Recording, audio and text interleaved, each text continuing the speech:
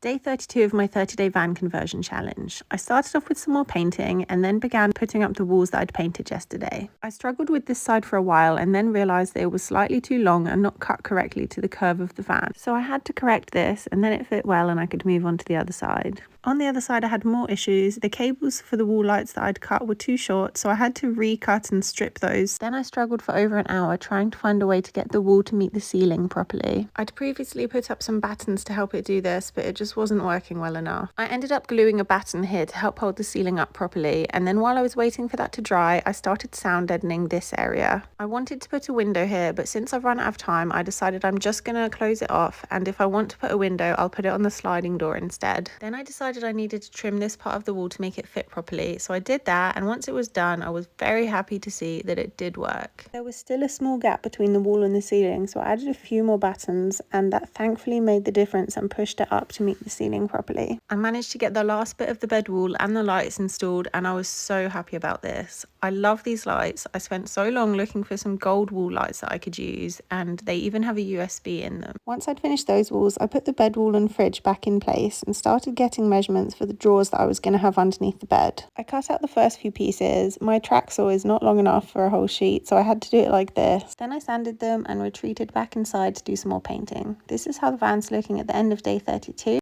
I'll be back tomorrow with day 33.